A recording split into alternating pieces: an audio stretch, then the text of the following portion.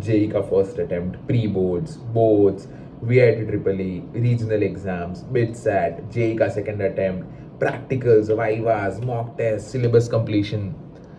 I know you are going through a lot, and it's completely fine. I know you are feeling drained. I know you are feeling exhausted. I know you are feeling completely frustrated. But it's fine. Take a deep breath. Trust me, all of this is going to be worth enough. Not because you are going to get your dream college. If you get it, it's completely great. But even if you don't get it, this process, this entire process will completely make you a fighter. चलो मैं मेरी story बताता हूँ एक छोटी सी. 10th में मेरे आते हैं बहुत ही बढ़िया परसेंटेज और मेरा गोल होता है कि मैं तो कुछ भी करके आईआईटी ही जाऊँगा.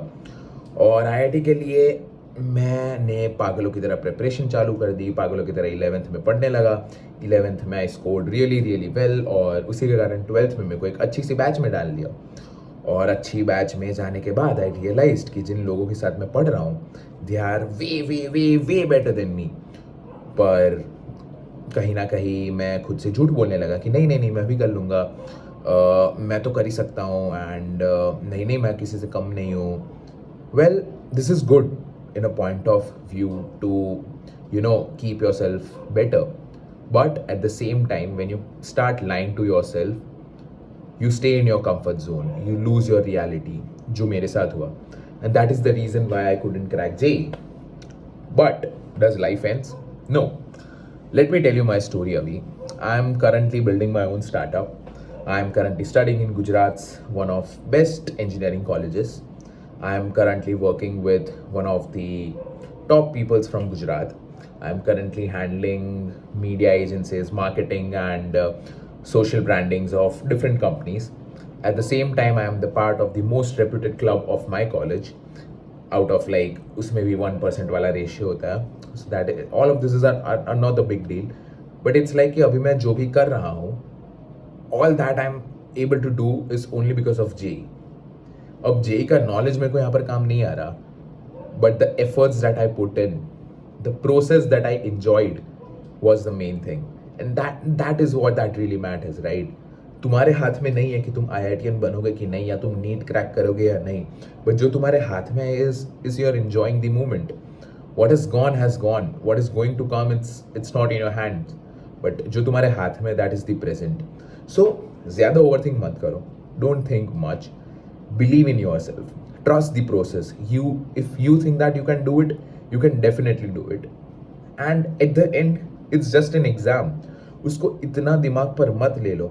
देखो मैं तुमको ये बोल रहा हूँ, it has taken me a lot of guts to come and speak this in front of camera, क्योंकि मैं अभी भी even after 1.5 year of me appearing for JEE, मैं still रो देता हूँ कभी कभी, बिकॉज मैंने जेई को बहुत सर पे ले लिया था. आई वॉज लाइक कि नहीं यार, मेरा जेई नहीं होगा तो क्या होगा क्या होगा क्या होगा, मैं तो बस जेई के बिना तो मैं बर्बाद हो जाऊंगा. और वही रीज़न के कारण मेरा जेई नहीं निकला. And I don't want you to make the same mistake. Trust me, अगर आपने मेहनत की होगी और अगर आपके साथ ये सब चीज़ों के कारण आपका जेई फकअप हो जाएगा, you will be completely drained. और एट द एंड दिमाग पर, मैंने जितना दिमाग पर ले लिया था उतना मत लो. It is just an exam. Just stay calm and believe in yourself. अभी भी टाइम है, you can still fight it, you can still go through it. YouTube पर जाओ, अपने फैकल्टीज पर भरोसा रखो, किसी पर भी भरोसा रखो, लाइक सबसे बड़ा खुद पर भरोसा रखो यार. और अगर एग्जाम नहीं भी निकला तो you will still learn a lot from this journey. तुमको समझ में आ जाएगा कि how will you tackle pressure, how will you fight the battles, unexpected battles, how will you extract yourself from tough situations. और वही लाइफ में matter करता है ना यार.